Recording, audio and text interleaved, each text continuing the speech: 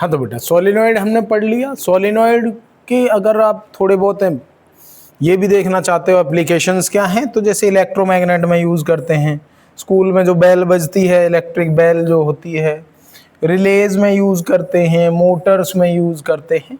ठीक है, तो ये इसके एप्लीकेशंस हो जाएंगे। अब इसका सोलिनॉइड का कंपैरिजन बहुत इंपॉर्टेंट है with bar magnet. Bar magnet के साथ इसका कंपैरिजन बहुत इंपॉर्टेंट है। तो बेसिकली करना क्या है, हमें एक तो ये बताना है कि बार मैग्नेट की जो मैग्नेटिक फील्ड लाइंस हैं और जो हमारे पास कौन सा है बेटा, क्या, सोलिनॉइड। सोलिनॉइड और बार मैग्नेट दोनों के मैग्नेटिक फील्ड लाइंस सिमिलर होती है। भाई इसमें भी नॉर्थ पोल साउथ पोल बन जाता है, इसमें भी नॉर्थ पोल साउथ पोल बन जाता है, तो नॉर्थ से साउथ की तरफ दिखा दो, मैग्नेटिक फील्ड लाइंस सिमिलर होंगी। ठीक है, डन। अब दूसरी कहानी ये है, ये तो बिल्कुल सिमिलर रहेंगी कि आउटसाइड द मैग्नेट नॉर्थ से साउथ जाना है, इनसाइड द मैग्नेट साउथ से नॉर्थ आना है, ये सब एज इट इज रहेंगे, कुछ चेंज नहीं है। Both have two poles north and south, magnetic field lines emerge from north enter to south, inside south to north, ये एज इट इज है। बार मैग्नेट और solenoid are similar in case when it is about magnetic field lines. ठीक है, field lines pattern similar है, कैसा है, similar है, field line pattern will remain similar. अब दोनों का कंपैरिजन करने की कोशिश करते हैं, क्या करते हैं, कंपैरिजन करने की कोशिश करते हैं। कंपैरिजन करो बेटा, चलो। परमानेंट मैग्नेट होता है, सोलिनॉइड इलेक्ट्रोमैग्नेट बनाता है, इसका मैग्नेटिज्म फिक्स है, मतलब एक डिस्टेंस फिक्स हो गया, लेकिन सोलिनॉइड के मैग्नेटिक फील्ड की वैल्यू को बढ़ाया जा सकता है। करंट बढ़ा दो, नंबर ऑफ फील्ड लाइंस बढ़ा दो, फील्ड लाइन कैसे बढ़ेंगी, नंबर ऑफ टर्न्स बढ़ा दो। बार मैग्नेट को स्विच ऑफ नहीं किया जा सकता, सोलिनॉइड को स्विच ऑफ किया जा सकता है। ठीक है, स्ट्रेंथ इसकी फिक्स है, इसकी स्ट्रेंथ को इंक्रीज और डिक्रीज किया जा सकता है।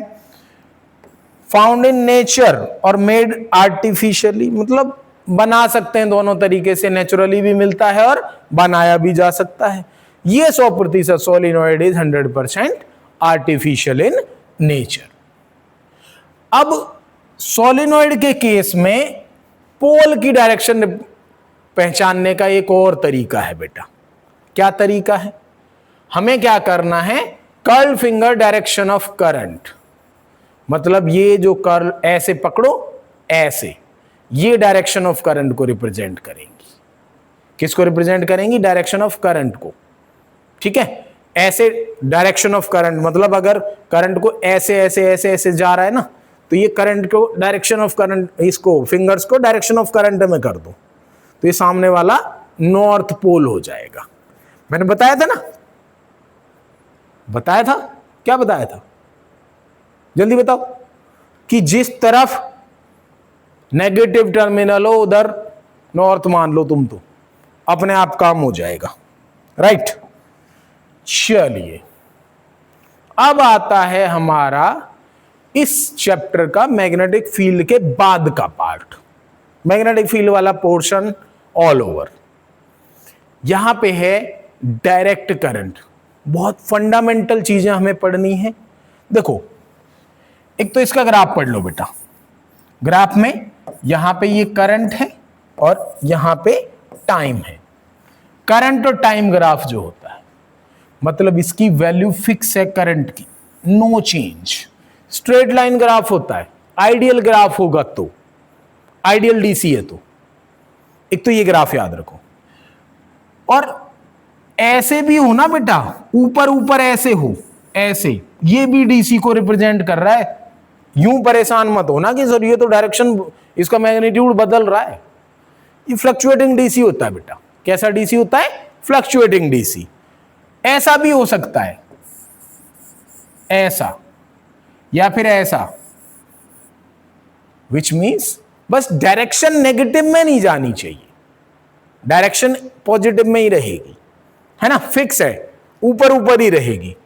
तो ये स्ट्रेट लाइन ग्राफ होता है, सिंपल है, कन्वेंशनल, पॉजिटिव से नेगेटिव की तरफ ट्रेवल करता है। यूनिडायरेक्शनल करंट है, मैंने कहा था ना यूनिडायरेक्शनल करंट है। और डीसी की एक डिसएडवांटेज ये भी है कि इसका मैग्नीट्यूड फिक्स होता है। आपके पास जितनी बैटरी है, 12 वोल्ट की बैटरी है तो 12 ही वोल्ट जनरेट करेगी, आप उससे 15 वोल्ट पे 20 वोल्ट तो नहीं जनरेट करा सकते ना, तो फिक्स होती है, flows from positive to negative.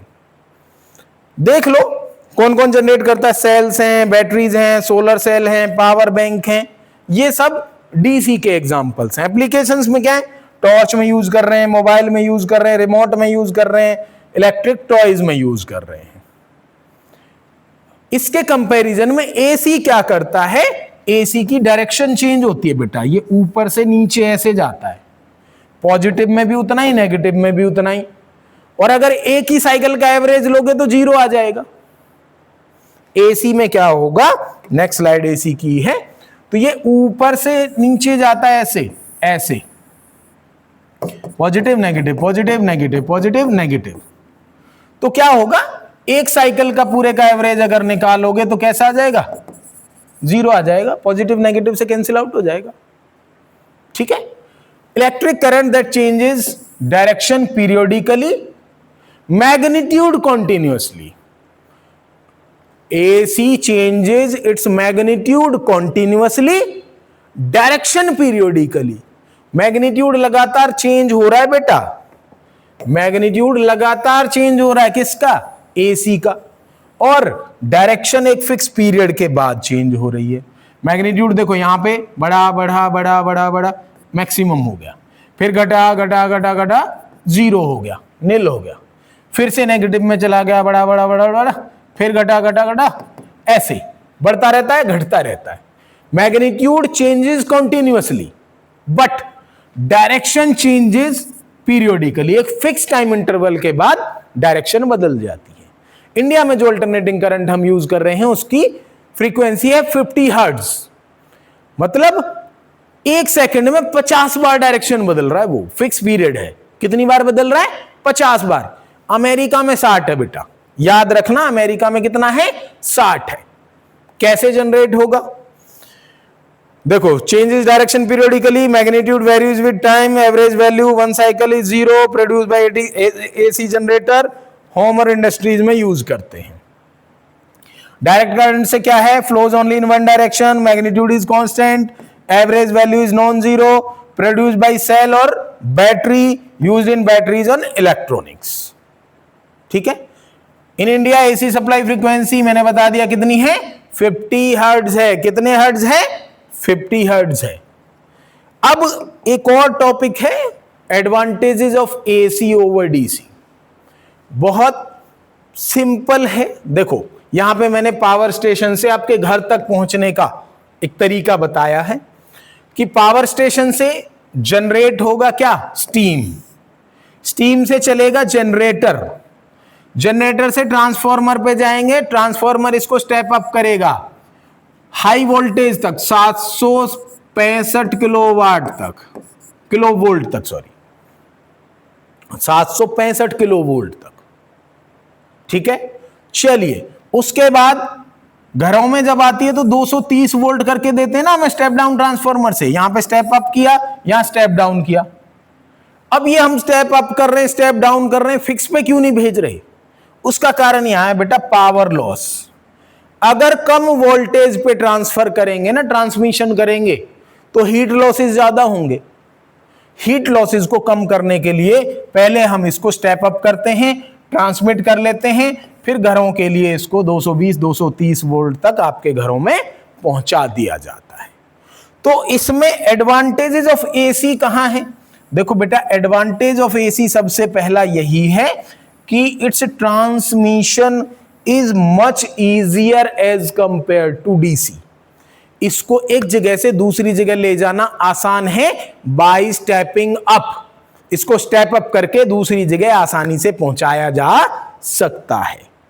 DC के साथ ऐसा हम नहीं कर सकते, बेसिकली इसके लिए कोई step up step down transformer हमने बनाया भी नहीं है और हमसे बना भी नहीं है, तो मुश्किल है ना। तो एसी के कुछ एडवांटेज दे रखे हैं, can be easily stepped up और step down using transformer, transformer से बढ़ा और घटा सकते हैं, है ना। AC is economical for long distance transmission, कम खर्चा आता है ना। पावर लॉस इज लेस, क्यों लेस है, क्योंकि हमने वोल्टेज को इतना बढ़ा दिया कि पावर लॉस कम हो जाता है, करंट की वैल्यू कम हो जाती है। वोल्टेज बढ़ाओगे तो करंट कम हो जाएगा, करंट कम हुआ तो पावर लॉस कम हो जाएगा, ठीक है। AC can be generated easily in power stations, AC is widely used in Holmes, industries, commercial applications. तो डायरेक्ट करंट के क्या डिसएडवांटेज हुए फिर? डिसएडवांटेज ये बेटा, flows only in one direction, voltage can not be changed, not economical for long distance transmission, एक जगह से दूसरी जगह ले जाना मुश्किल है, पावर लॉस बहुत ज्यादा है, हीट लॉसेस बहुत ज्यादा होते हैं, बैटरी ऑपरेटेड डिवाइस और शॉर्ट डिस्टेंस एप्लीकेशंस, नजदीकी एप्लीकेशंस के ही काम आता है, दूर तक इसको ट्रांसमिट करना मुश्किल है। ये अब मैंने थीम को व्हाइट में इसलिए कर दिया है क्योंकि इसमें जो न्यूट्रल वायर है वो हम ब्लैक यूज करते हैं और वो बाकी थीम पे दिखाई नहीं दे रहा था बेटा, ठीक है, इसलिए हमने इसको थीम को थोड़ा सा बदल लिया है। देखिए घरों में जितने भी सर्किट होते हैं यही फिक्स सर्किट है। क्या है? एक लाइव वायर होता है रेड कलर का, एक न्यूट्रल वायर होता है ब्लैक कलर का, एक और होता है बेटा अर्थ वायर ग्रीन कलर का। यहां पे ध्यान से देख लो, live wire red, neutral wire black, earth wire green. We are Indians, we are only using live wire and neutral wire. हम ग्रीन वायर का तो बहुत ही कम यूज करते हैं, जिसकी वजह से कई बार बहुत भारी लॉसेस हमें उठाने पड़ते हैं।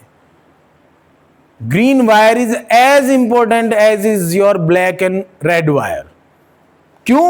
क्योंकि जब आग वाग लगने का या शॉर्ट सर्किट का चांस होता है ना, अगर ग्रीन वायर लगा हुआ है तो there are almost no nil chances, बहुत एकदम खत्म हो जाते हैं चांसेस किसके? शॉर्ट सर्किट के, अगर हमारे पास हमने ग्रीन वायर यानी कि अर्थ वायर लगाया हुआ है।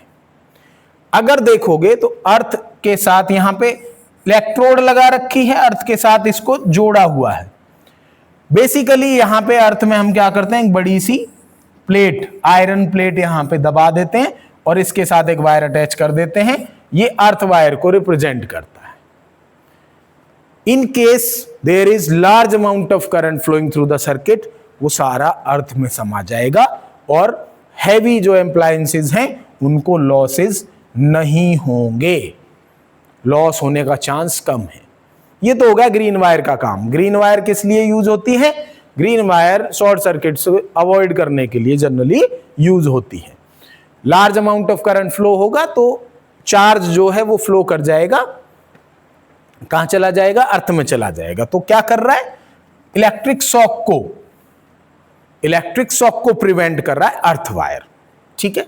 चलिए उसके बाद हमने कौन कौन से वायर लगाए हुए हैं? एक लाइव वायर है, एक न्यूट्रल वायर है, लाइव वायर और न्यूट्रल वायर।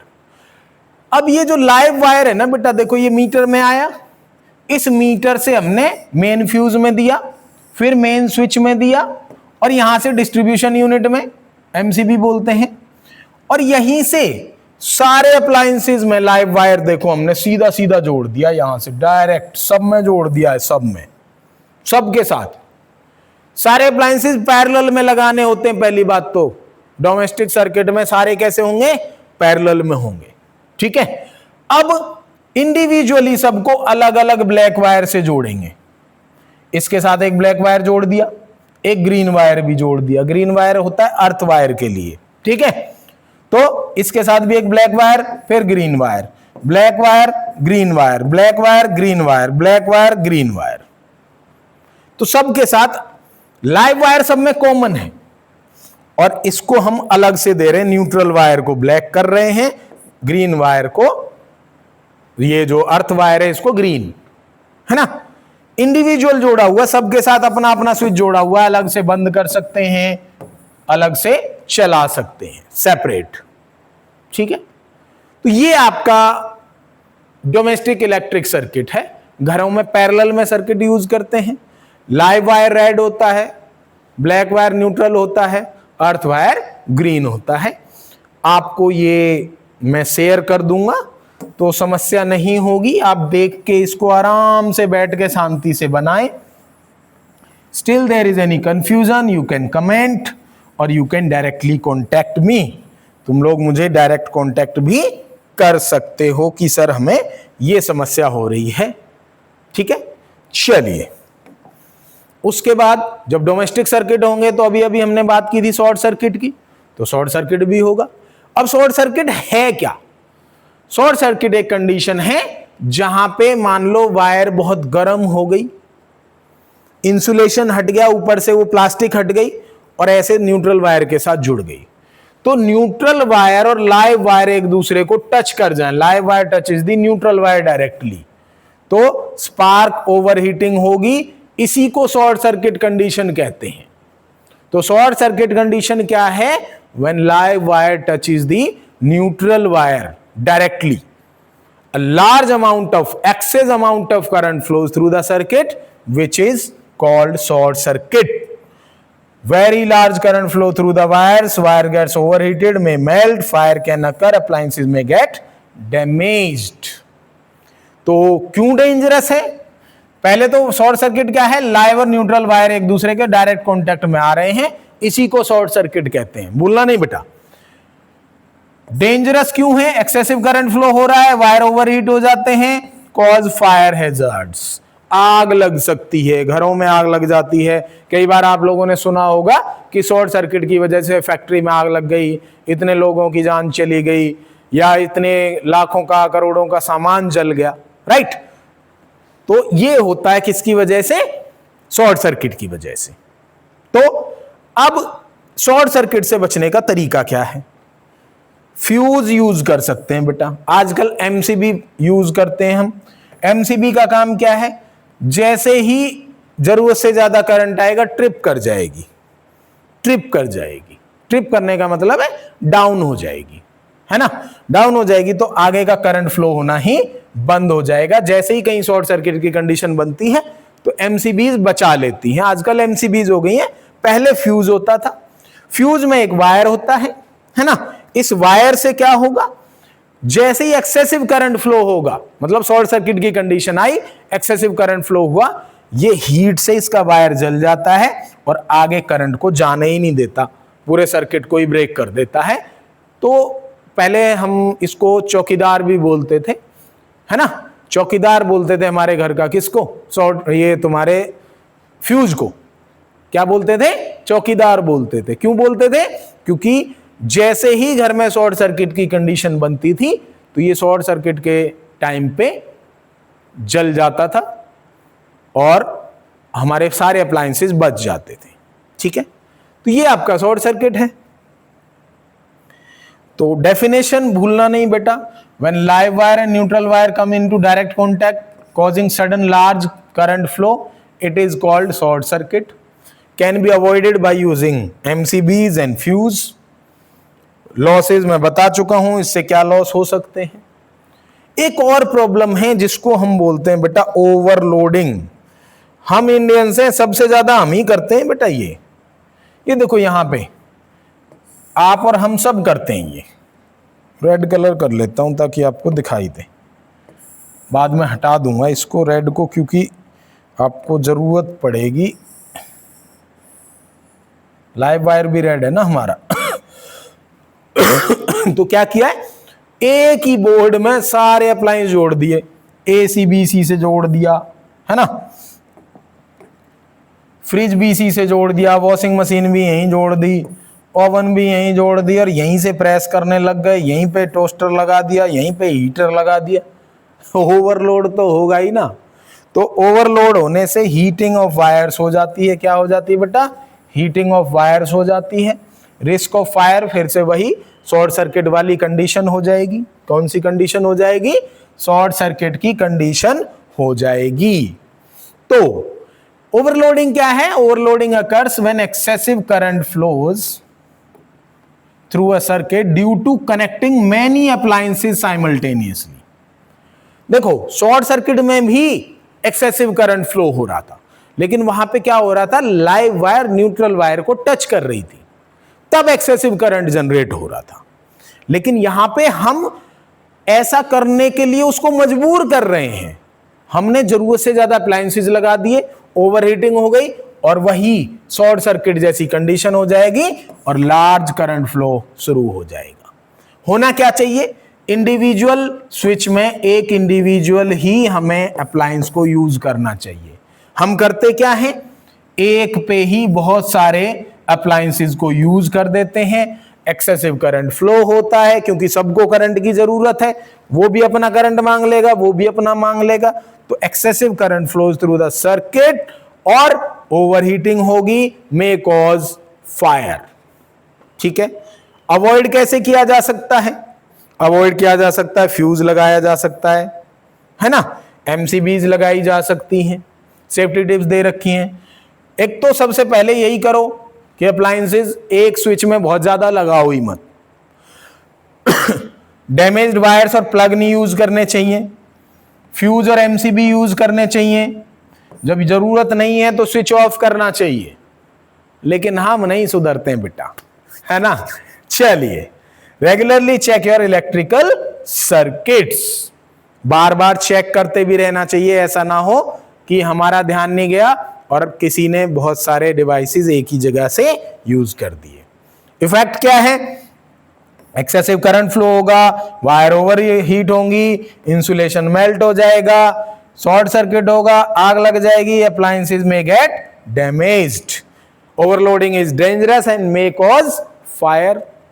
ओवरलोडिंग में भी नुकसान होने के चांसेस हैं।